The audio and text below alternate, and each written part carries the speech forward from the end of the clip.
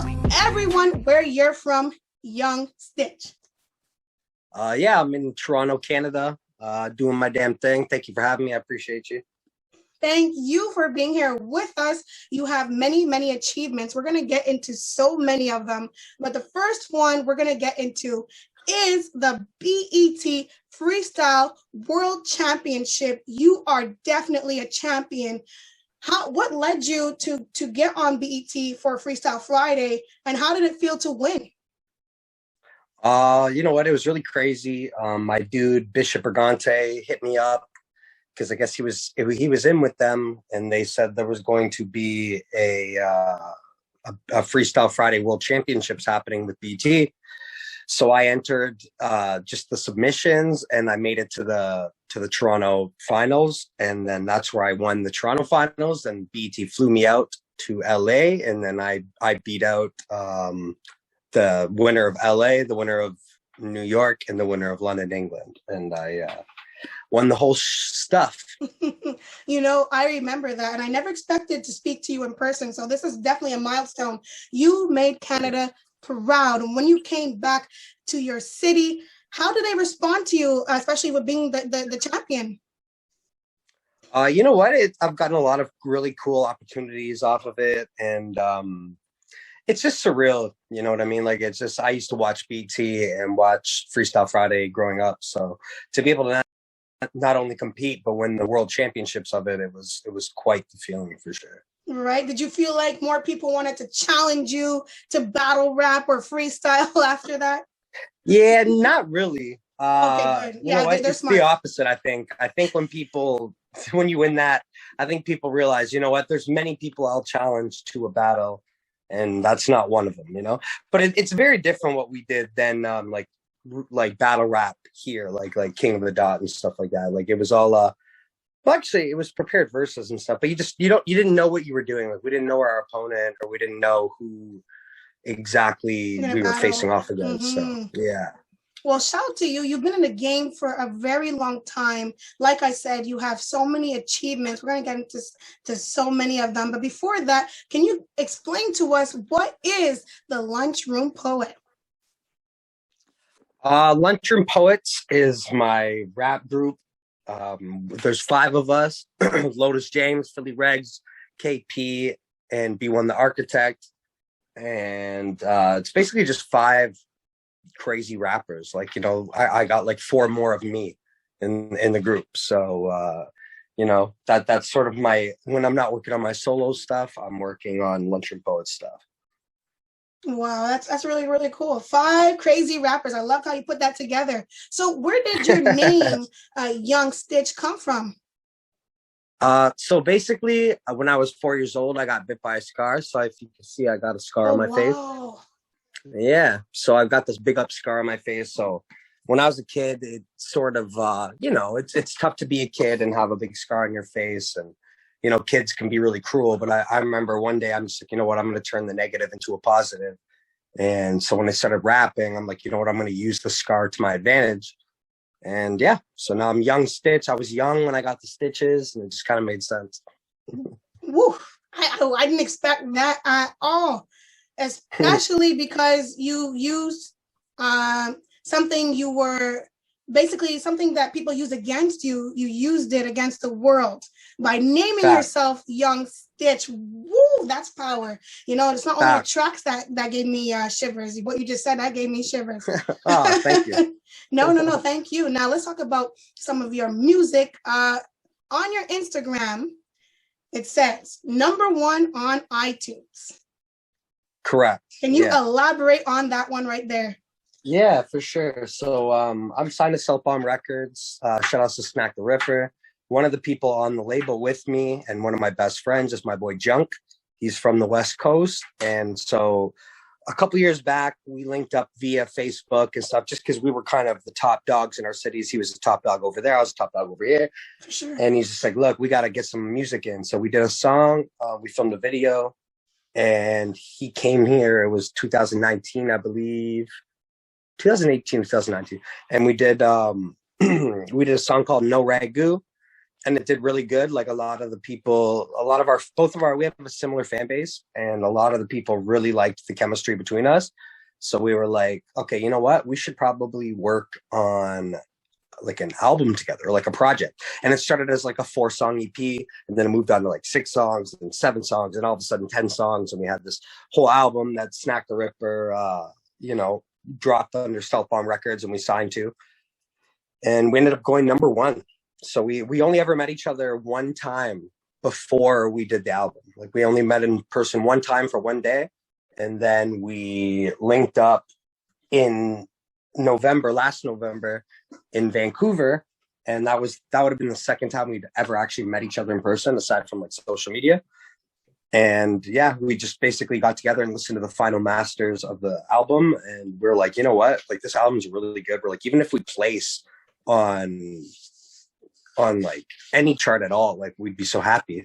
And then I remember waking up to a message from him, because the time zone difference, at like 5 a.m, and him being like, yo, bro, we're number 1 on the charts. And I was just like, what? I'm like, that's crazy.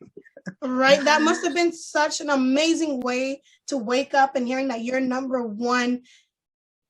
That's amazing. That's amazing. Yeah, it was quite the feeling for sure. So what did you grow up listening to? Like, what inspired you to become an artist? You know what? My mom used to play a lot of music in the house, like everything from R&B to EDM to hip hop. Like I have videos of me being in diapers, literally dancing in front of the TV to like NWA and shit. Like, wow. My mom was mad hip to the game. So from a young age, I was always listening to the top 40 hits, the top this, top that. My mom always had music going, and it just eventually translated. And I became a music lover. I don't really have any musicians in my family, actually. I don't think so. Like, I think my no-no. So my mom's dad was a tenor. So he used to sing and perform and stuff like that. But other than that, I don't think I really have. I think I have a great uncle that used to be a musician. But like, there's not much music in my family. So it kind of came out of nowhere with me. Wow, that's really interesting. That's really interesting. So shout out to your mom once again for playing all those tracks, because it definitely helped mold you into the artist you are today. And you're truly versatile. You're extremely versatile. The way how you rap and sing in your tracks is extremely harmonious. You have an amazing melody, and the way you put your words together, like I said before, it kind of gave me shivers. I want to get into the track that gave me shivers. You. That's really sweet. Thank you. Woo. So letting you go. Yeah. That was really where, like, first of all your tracks have a harmonious vibe, but that's the track that really, I don't know, I kind of attached to it. Even though Fumes right now is my favorite track by you, Letting You Go, that one really was speaking to me. Where did that track stem from? You know what? It's nothing personally about anybody. It's kind of just when you've gone through enough stuff in your life. I'm 31 years old. Like, you've gone through enough things. It becomes very easy to piece together these kind of emotional tracks, just because you've gone through so much stuff in your life that when you're writing a song like it to someone listening, it feels like it could be about anybody. You know what I mean? Like, everyone relates to those words that I was saying. Mm-hmm. And I kind of, I just tapped into the other side, opposed to people are always, talking about some certain angle of it. And I just kind of came to the, I'm not letting you go, I'm not messing up again type angle. Wow. Well, you know what? Thank you for making that track right there. It was definitely speaking to my soul and my heart. And I was like, I can't wait to tell you that and like through the camera. For sure. Really, thank you. That's so sweet. Thank you. And I'm sure you write all your tracks. It's a given. Of course. Yeah. And for other people too. And for other people as well. Yeah, a little bit, but I'm NDA signed to not talk about who, but I do a lot of writing for other people as well. So like a ghostwriter as well. Oh yeah. Oh, yeah. That's awesome. That's awesome. Well, the way you write and the way you have your hard-hitting bars, your super catchy melodies, everybody knows about that. And just the way you do it, it shows that you spent more than 10,000 hours on your artistry. When did you start When does this all start for you? Like when did I start doing this? Yes, rapping, Yeah, singing. you know what? I remember being in grade 6 and writing like my own songs, and I'm 31 now.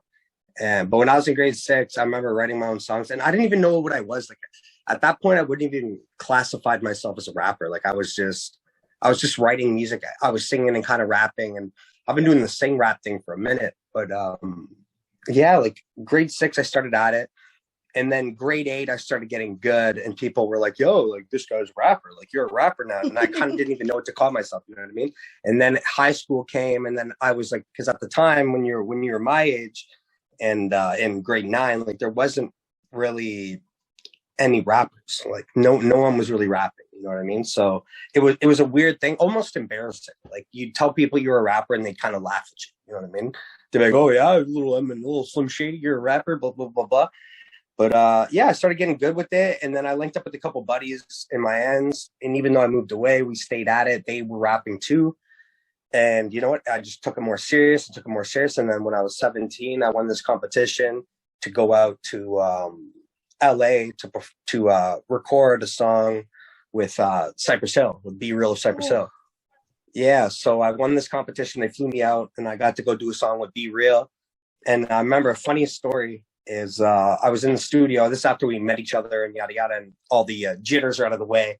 And you know, you meet freaking B Real of Cypress Hill, you know, picking hits from the bong, like those guys, right? Yes. And so after all that, you get over the jitters. And we're like, okay, let's work on the song we're supposed to work on. That's what I won, right? Mm-hmm. And I remember this dude, Be Real. He had to go in the booth or in the writing room, sorry, and he actually rewrote his verse because even at 17, he's like, bro, you came so hard. He's like, I had to rewrite my shit. And so I had Be Real of Cypress Hill rewriting his stuff when I was just 17 years old. So the pen game been strong. And then at that moment, I came back from LA just super inspired and just like, this is what I want to do with the rest of my life. And here I am 14 years later from that and still doing it and making a living off of it. So, yeah. I'm so glad I asked. Now let's get into your tour. WEOUTSIDE tour. You are going to be performing alongside with Babe, Ruth, and also City, Fidelia. But you also have a guest with you as well performing alongside you. Yeah. Casper Marcus? Yes, ma'am. Yeah. Nice. So, yeah, that's one of my best. So basically, that's sort of my right hand man. He's been my right hand man for many years, but he's a good dude. He's a really good performer, and we actually just dropped a project together. Foster Brothers EP. I actually got the little ting on the wall here right now. Wow, that's lit. Yeah, little thing. We got a little stuff, and but yeah, we just dropped the project, and we sort of had a soft release with it. Like we sort of slept it under the radar. We dropped 4 videos to 4 different songs and made an EP. But we really wanted to perform the songs together, and we haven't had a chance to. So I figured, you know what? Like, I got a certain length set. I'm like, I'm going to bring my dude out, get me on some doubles, and also me and him will perform our EP together. He's a really talented artist. I call him London's Drake because he's from London, but, you know, he's probably the biggest artist out there. Like, anytime any big artist comes to London or whoever it is, he's the one that gets the opening slot right off the top. Like, he's the guy. He's doing speeches in front of crowds to kids and teaching hip hop classes, and he's just like the man out there. So I thought it was a good opportunity to, you know, take a little chunk out of my set. You know what I mean? That's amazing. And I can't wait to see y'all on stage. November 20th, you'll be in Montreal at the Blue Dog. Oh my God, we're so fortunate. You know, how does it feel? I'm sure, like, definitely performing to you, you're no stranger to performing, but how do you feel performing again, especially on tour? You're going to Cornwall, you're going everywhere. We're going everywhere. I'm going to put it down in the description for everybody to see. But how does it feel to perform after pandemic? It's really refreshing. Like, I miss performing. Like, it's a huge part of the game. And I really miss performing a lot. So the fact that I get to go on tour now and have, you know, capacities capacity limits kind of not restricted anymore, and it's just refreshing. It feels like I'm getting back to normal. And a lot of the, a lot of us artists make our money on tour, right? So it was a huge chunk missing in my life, and I'm glad that it's finally back into fruition. Same here. I know it's going to be lit. Montreal likes to get a little lit, especially when there's going to be great performances. And I kid you not, y'all, you're not going to be disappointed when it comes to We Are Outside tour. I know it's going to be lit. We'll be there as well, just vibing out with y'all, and I can't wait. I'm looking forward to this. It's going to be a highlight for Montreal. Yeah. Oh, yeah. So, now, especially now that people are getting like vaccinated, and everyone's the limit is definitely, the capacity is being removed. I think it's time for y'all to come out and party, and I just can't wait to see all of you guys on stage once again. Yeah, I'm excited. So let's talk about your genres of music. You cannot be put into one genre. Definitely not. No. You kill every genre that you have touched, by the way. You murdered it. You murdered them. I really appreciate that. Thank you. It's incredible. And it just makes you hungry for more.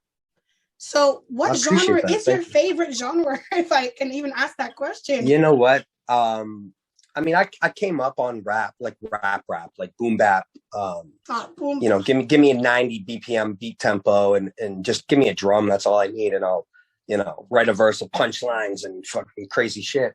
But my favorite genre has been the R&B a little bit. Like, I like doing my sort of sound right now is like the dark, bassy, moody, ambient R&B type sound. So, it's quite the Toronto sound. Like a lot of Toronto artists try to do that sound, but that's sort of what I've been on. Like, I always tell people, I'm like, if you were to look at my Spotify playlist, you wouldn't even know I was a rapper. Like, meaning like the songs on my Spotify playlist, they're all over the spectrum. You would never know that I was actually like a rapper, like a rapper, like that could like bar out with the best of them. You know what I mean? Because like normally I'm listening to R&B and those are kind of the beats I gravitate towards too.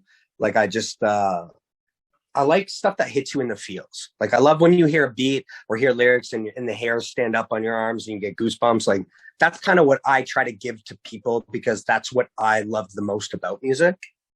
So that's kind of what I try to do. And it's a lot harder to do that with just boom bap, even though I love boom bap. Like, as much as you can get hella descriptive because you're just rapping basically, it's hard to actually hit people in the feels unless you have a beat and content matter that betrays that sort of feel. Like you're talking about letting you go, right? Like it's got to be, to me, like my favorite stuff. Like, I want a whole album of things that just, when people hear it, they go, what the hell? Like, I just went through like a roller coaster of emotion, like type of shit. You know what I mean? So that's what I try to convey in my music.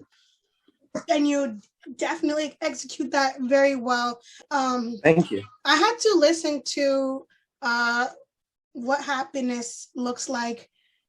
Yeah. And I wanted to listen to it. I always like to listen to songs before watching the music video and painting my own picture. And I was not expecting what I seen. First of all, you're the only one in that music video. And it was powerful. It was very impactful. Thank you. I think you didn't need anybody else in that music video as well. After that song, what does happiness look like for you now? What's funny is that whole song, like it's sort of a satire on itself, because like happiness, like the things I'm talking about in the song, as much as they sound glorious in the first bit of hearing it, it's all about how it's actually not, and I'm like paintings of myself on the wall, like all this shit, right? Like it's kind of like you think you want this and you think you know what you want, but you really don't. And what happiness looks like is actually the complete opposite of everything named in that song. Do you know what I mean? Like getting fucked up and just sorry, pardon my French, getting messed up and just throwing your life away doing dumb shit. Like it's everyone thinks they want to be a rock star, right? And really there's a lot to it. And heavy is the head that wears the crown, and with great power comes great responsibilities and all that shit. So you have responsibility to not even just the people, but yourself. When you start to get a buzz going, you start getting people looking up to you, and you get a lot of people get lost in it. And a lot of people, they get these chips on their shoulders, and they start becoming something they're not. And it's just crazy because, like, we're all human beings.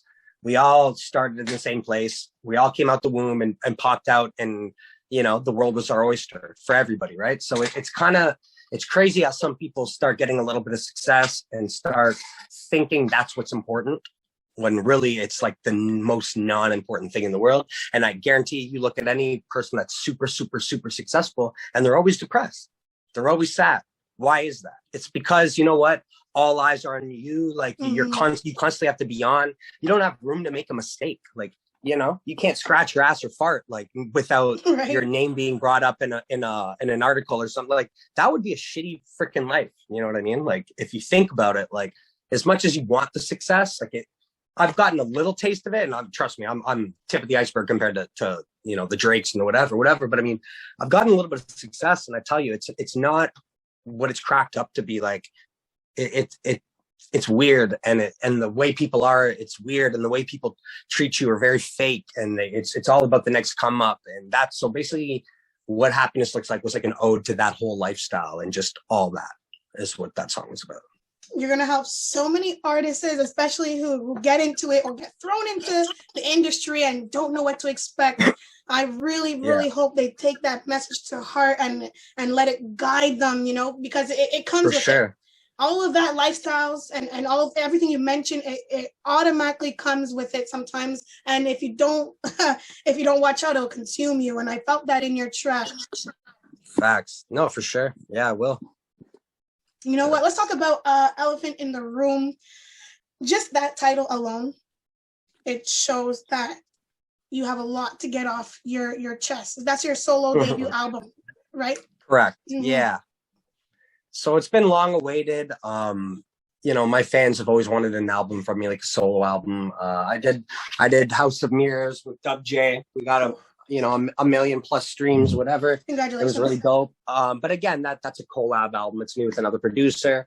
Like, this is going to be the first album where I actually just have free range, and I'm just doing whatever I want to do to make the correct album. And because music keeps changing, fads keep changing, it's been taking a long time because I have no timeline on it. I don't put a timeline on my own stuff. I don't believe in deadlines. Like, I think it's kind of like, you know, when it's ready, and that's it. So my debut album, yeah, I'm excited to drop it, but I'm still working on it. There's a couple things I scrapped, a couple things I'm changing, a couple new things I'm adding, but it will be coming probably early 2022. But yeah, Elephant in the Room, just because I've always been the elephant in the room. Like, you know, I've watched my peers and people around me, you know, do bigger things, and I've watched people blow up when I should have been the one to blow up, and I watched this and that throughout the years, and I figured Elephant in the Room is a good name for the sense that, like, I'm the one in the room. Like, I'm that guy that, like, you know, when people are like, yo, this guy raps. No, this guy raps. And I'm the elephant in the room. Like, I'm the one that's like, bro, you don't rap. I rap. Like, you know what I mean? That's kind of the angle I was taking on it. I was some cocky, I'm the one that's never talked about type of angle. So. Well, you know what? They're missing out if they don't, you know, if they're sleeping on you, they're missing out. And yeah, facts. They really are on extreme talent.